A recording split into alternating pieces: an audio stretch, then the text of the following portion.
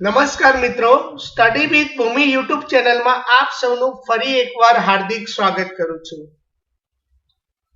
Java programming language lecture number 19 right shift double greater than symbol right shift operator in Java programming language. તો મિત્રો, જે લોકોએ study with Bhumi YouTube channel subscribe ના કરી હોય તો સબસ્ક્રાઇબ કરી દેશો અને બેલ આઇકોન ઉપર ક્લિક કરશો, જેથી કરીને નવા વિડીયો આપ સુધી પહોંચતા રહે. તો આજે હવે આપણે જોઈશું ઓપરેટરની અંદર right shift operator double greater than. Right shift operator in Java. greater than. Right shift operator represented by the symbol double greater than. We can read as double greater than. તો રાઇટ શિફ્ટ ઓપરેટર ના symbol ને આપણે read કેવી રીતે કરીશું મિત્રો? Double greater than થી. The right shift operator shifts the bits of the number towards right a specified n number of position. એટલે જે બી તમારે રાઇટ શિફ્ટ ઓપરેટર નો યુઝ શું છે કે જે બી નંબર આપેલો હોય એને બાઇનરીમાં કન્વર્ટ કરે છે અને પછી રાઇટ શિફ્ટ ઓપરેટર પછી જે બી તમે નંબર સ્પેસિફાઈ કર્યો હોય, અહીંયા ફોર એક્ઝામ્પલ n લખ્યો છે તો n નંબર જેટલા બિટ્સ રાઇટ સાઈડ એને શિફ્ટ કરે છે. આપણે એક્ઝામ્પલ થી જોઈશું જેથી કરીને વધુ ખબર પડે. Right shift operator in Java programming language. હવે એનું આપણે એક એક્ઝામ્પલ જોઈએ. હવે એક્ઝામ્પલ ની અંદર સમજીએ 8 ડબલ ગ્રેટર ધેન 2. તો આ ડબલ ગ્રેટર ધેન શું છે? રાઇટ શિફ્ટ ઓપરેટર છે. તો હવે આ રાઇટ શિફ્ટ ઓપરેટર કેવી રીતે વર્ક કરે છે એ આપણે હવે જોવાનું છે, જોઈએ. તો સૌથી પહેલા નંબર અહીંયા આપેલો છે 8, એનું બાઇનરીમાં કન્વર્ટ કરવું પડશે. પછી જે બાઇનરી નંબર આવે એને પાછળ એટલે કે જે રાઇટ શિફ્ટ પછી આપણે 2 લખેલા છે એટલે 2 બીટ રાઇટ સાઈડ ખસેડવાના છે અને પછી જે વેલ્યુ આવે એનું ડેસિમલ ફાઇન્ડ આઉટ કરીશું, એ તમારો આન્સર રહેશે. તો સૌથી પહેલા આપણે શું કરીશું? 8 છે એનું બાઇનરી ફાઇન્ડ આઉટ કરીએ. સૌથી પહેલા આપણે 8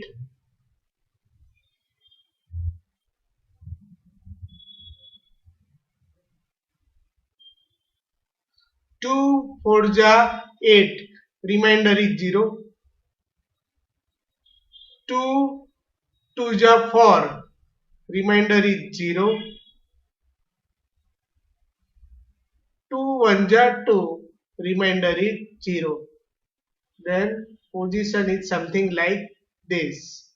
So here decimal number is equal to 8. તો અહીંયા આપણી પાસે ડેસિમલ નંબર કયો છે? 8 છે અને એના પછી કેટલા બીટ આપણે સ્પેસિફાઈ કરવાના છે? 2 બાઇટ. તો અહીંયા 8 ડેસિમલ નંબર છે, એનું બાઇનરી ફોર્મ થાય છે 1000. હવે અહીંયા આગળ આપેલા છે 2.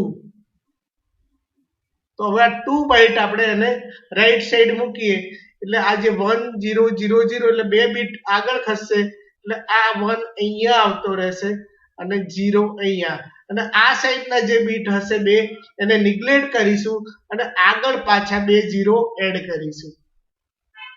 હવે આનું આપણે ફરીથી શું કરીશું? આ બાઇનરી નંબર છે એનું ડેસિમલમાં કન્વર્ટ કરીશું. તો ડેસિમલમાં કન્વર્ટ કરવા માટે શું કરવું પડે? 0 મલ્ટીપ્લાય 2⁻0, 1 multiply 2⁻1, 0 multiply 2⁻2,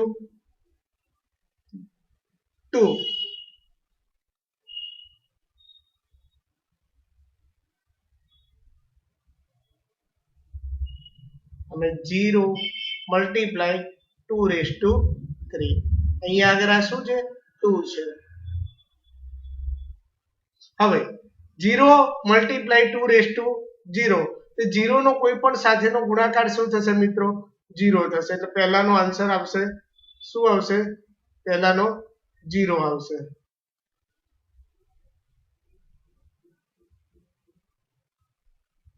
0. બીજાનું 2 આવશે 1 into 2 raised to 1 એટલે 2.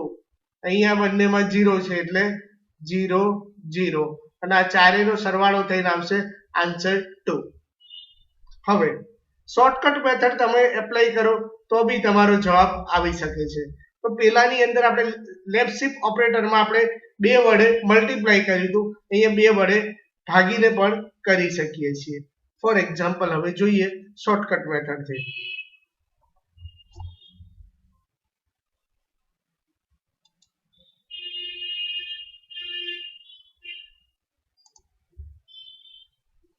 જો સૌથી પહેલા આપણે 8 છે એને ડિવાઈડ બાય 2 કરો તો કેટલા આવે 4.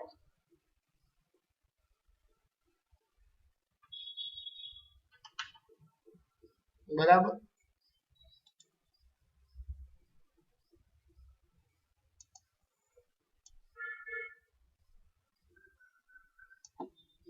Eight divided by 2 that is equal to 4.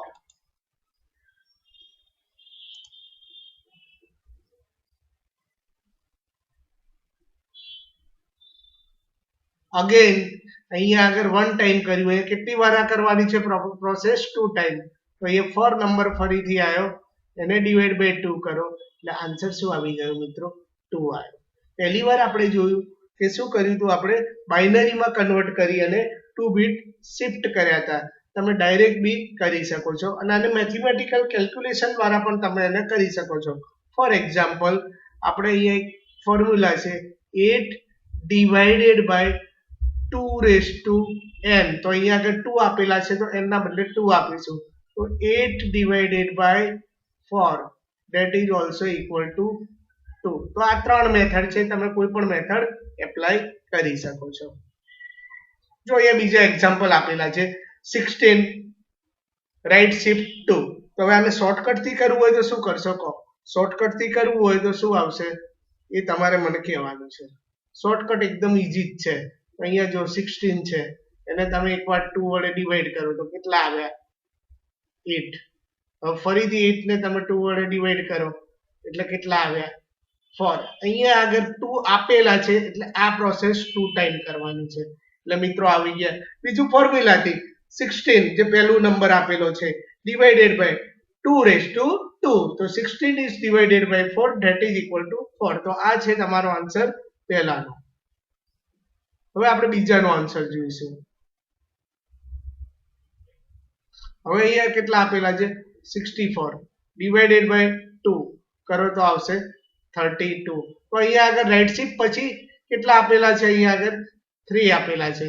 તો હવે આના માટે આપણે 3 ટાઈમ 2 વડે ડિવાઈડ કરીશું. તો અહીંયા આગળ શું આવશે 16 also divided by 2 that is equal to 8. Okay. હવે એવી રીતે ફરીથી આપણે જોઈએ થર્ડ એક્ઝામ્પલ માટે.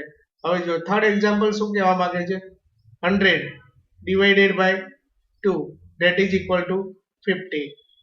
2 ટાઈમ્સ કરવાનું છે divided by 2 એટલે કેટલા આવશે 25. હવે ફોર્થ નંબરનું આવશે 256. હવે આ થોડું લાંબુ છે. ડિવાઇડેડ બાય શું આવશે 2 કેટલી વાર કરવાના છે 5 ટાઈમ્સ. 5 ટાઈમ્સ એટલે આપણે ડાયરેક્ટ બી કહી શકીએ 2 રેઝ ટુ 5. એટલે તમે 5 ટાઈમ્સ ના કરવું તો આ ઇક્વેશન બી છે, તો આ રીતે બી તમે યાદ રાખી શકો છો. તો અહીંયા આગળ 2 વડે ડિવાઈડ કર્યો તો કેટલા આવ્યા 128. અગેન 2 વડે કરો તો કેટલા આવ્યા 64. અગેન 2 વડે કરો તો કેટલા આવ્યા 32. અગેન 2 વડે કરો તો કેટલા આવ્યા 16. આ 1 2 3 4 હજી એકવાર કરવાનું, એટલે હજી તમે એકવાર કરો એટલે આન્સર તમારો આવી જશે 8. આ તમારો શું થઈ જશે આન્સર. તો આ રીતે બી તમે કરી શકો છો મિત્રો. તો આ હતું right shift operator in Java programming language. તો હવે આ જ પ્રોગ્રામ આપણે જોઈએ તો પબ્લિક સ્ટેટિક વોઇડ મેઇન છે system.out.println. એમાં શું લખેલું છે 8 રાઈટ શિફ્ટ 2. તો આગળ આપણે જોયું એ પ્રમાણે આઉટપુટ શું આવશે 2. system.out.println 64 રાઈટ શિફ્ટ 3, તો અહીંયા આઉટપુટ શું આવશે? 16 રાઈટ શિફ્ટ 3 એટલે કે 8 આવશે. હવે આ જ વસ્તુને આપણે રન કરીને જોઈએ. તો સૌથી પહેલા આપણે શું કરીશું? નોટપેડ ઓપન કરીશું, ક્લાસ રાઈટ શિફ્ટ ડેમો, કોઈ પણ નામ આપી શકો છો. ભૂલથી તમારો જૂનો પ્રોગ્રામ હોય એમાંય તમે ડાયરેક્ટ ચેન્જ કરીને ફટાફટ તમારે કરવું હોય તો બી કરી શકો છો. આપણને કોન્સેપ્ટ ક્લિયર થવો જોઈએ. પબ્લિક સ્ટેટિક વોઇડ મેઇન, સ્ટ્રિંગમાં એસ કેપિટલ, આર્ગ્યુમેન્ટ્સ,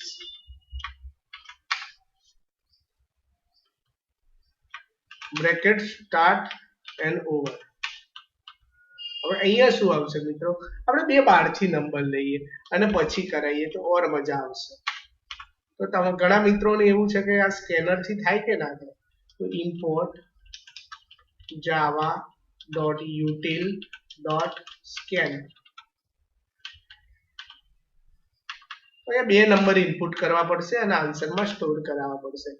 તો ઇનપુટ નંબર 1, નંબર 2 અને આન્સર. system.out.println, enter number 1. હવે એક આપણે શું કરવું પડશે? સ્કેનર નો ઓબ્જેક્ટ લેવો પડશે. સ્કેનર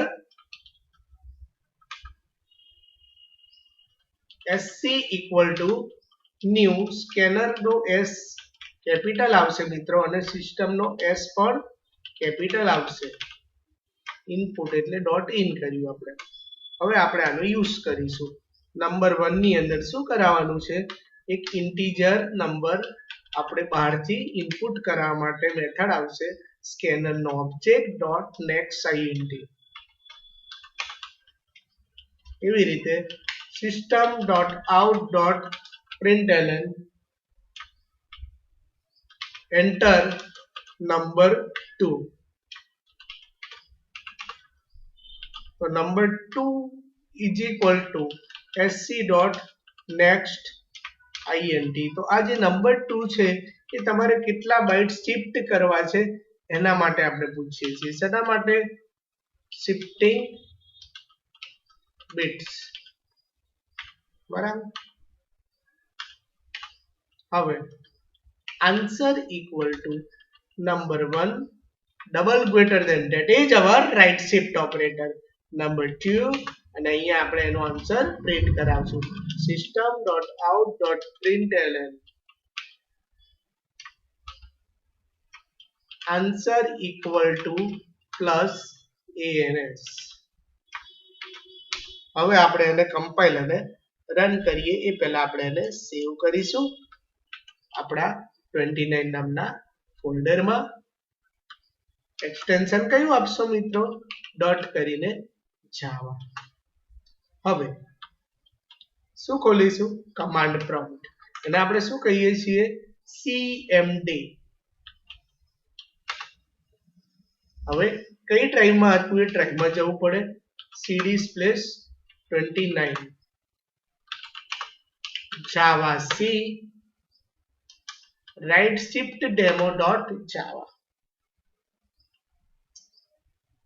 હવે કમ્પાઇલ થઈ ગયું. કમ્પાઇલ જ્યારે જાવાની ફાઇલ કરો ત્યારે કઈ ફાઇલ જનરેટ થાય મિત્રો? કમેન્ટમાં કરજો. હવે રન કરવા માટે જાવા અને જસ્ટ ફાઇલનું નામ આવશે, પાછળ કોઈ એક્સટેન્શન નહીં આવે. ડોટ પછી આપણે જે લખીએ છીએ એને એક્સટેન્શન કહેવામાં આવે છે. હવે એન્ટર નંબર 1, એમાં આપણે 8 ઇનપુટ કર્યું. એન્ટર નંબર 2 એટલે કેટલા બિટ્સ તમારે શિફ્ટ કરવા છે? 2 બિટ્સ. તો આન્સર કેટલો આવી ગયો? 2 આવી ગયો. Very good. હવે આપણે જોઈએ, ફરી રન કરીએ. આપણે આગળ જોયું તો 256 અને કેટલા બીટ? 5 બીટ. તો શું આવશે? 8 આવશે. બરાબર. તો આ રીતે તમે પ્રોગ્રામ કરજો. ઘણીવાર કેવું છે, અહીં તો એકદમ ઈઝી એક્ઝામ્પલ આપેલા છે. હવે ઘણીવાર પોઈન્ટ વાળું આવે તો શું થાય? સમજી લો કે 10 greater than 2 હોય તો શું થાય? 2 પોઈન્ટ કરીને નહીં લે, 2 જેટલું લેશે. ફોર એક્ઝામ્પલ જો ફરી રન કરીએ તો તમને કોન્સેપ્ટ ક્લિયર થાય. 10 છે અને 2 તો બી આન્સર શું આવશે?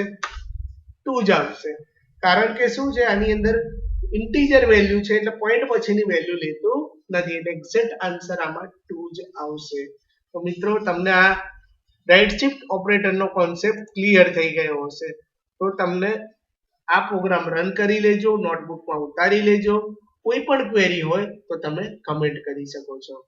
જો તમને વિડીયો ગમ્યો હોય તો મારી ચેનલને સબસ્ક્રાઇબ કરો, બેલ આઇકોન ઉપર ક્લિક કરો કે જેથી કરીને નવા વિડીયો તમારા સુધી આવતા રહે.